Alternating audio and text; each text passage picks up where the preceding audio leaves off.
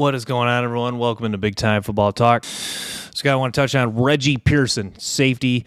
Will play at Oklahoma this year. Started his career at Wisconsin, played at Wisconsin from 2018 to 2020. Was listed on the Wisconsin roster, but opted out because of COVID. He's going to play for the Oklahoma Sooners this year.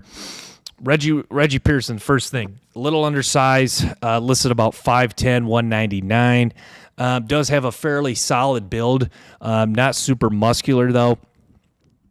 Pearson's a guy though, when he reads the proper angle to take and when he turns on his acceleration fully, can deliver a big hit, and he knows how to force fumbles. That was another thing. So when he reads it right, gets his proper angle, and trust what he sees as far as the proper angle to take, can shoot and accelerate and hit ball carriers hard and force fumbles, but does struggle. Just the lack of acceleration, just solid. The lack of it, the high-end level of acceleration is missing from his game, so it causes him to miss tackles. He doesn't have great top-end speed either, so he cannot run down faster running backs and receivers. That was one thing he struggled with. This is a guy that does have a pretty nice back pedal, a guy that can open his hips. He does have pretty good body control and quiet feet where he can, it helps him to read the quarterback. He can turn and open. If the quarterback's looking right, he can quickly look to the right, quickly look to the left, all under control. Can read quarterbacks well. You saw him make plays in the football. He can jump up and come down with interceptions, and he can win.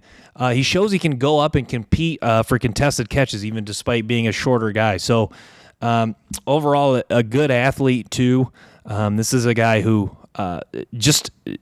older now, a lot of experience, played a lot of football, like I touched on, starting at Wisconsin, Texas Tech. A guy that you didn't really get to see in man coverage too often, but shows that he can do it. Definitely can mirror wide receivers. Does have the body control to not fall for any fakes, but out routes, you change the direction. Receivers, faster top end receivers are going to give Reggie Pearson Jr. a lot of problems.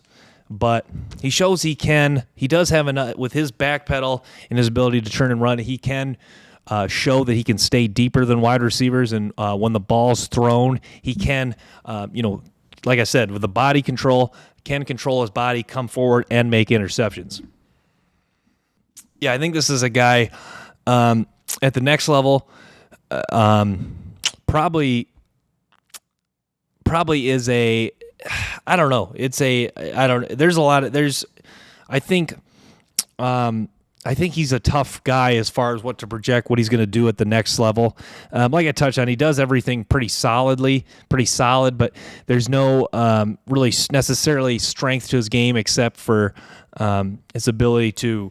The real strength in his game is how fluid his back pedal is and his ability to open his hips. So I think ideally this is a guy that in the NFL will have some ability to play the deep middle. I think this is a guy you're not going to want to cover when you're matched up against the faster wide receivers in the slot. I don't think you want him necessarily. You might get worried about him playing closer to the line of scrimmage. But there were some games he was effective being close to the line of scrimmage because he's kind of like Evan Williams from Fresno State. Does have a good sense of where run plays are going. So even though he's not a great tackler, he's a guy that, with his ability to read run plays, he can just be you can get him around the ball, and he can take a good enough angle, despite lacking the acceleration to square up a running back and make a solid tackle. He can come downhill and get enough of the running back, even if he's in open space, to at least slow him down so more people can rally to the ball and make a tackle. Thanks for tuning in to Big Time Football Talk. Make sure to stay tuned for more episodes and clips from the show.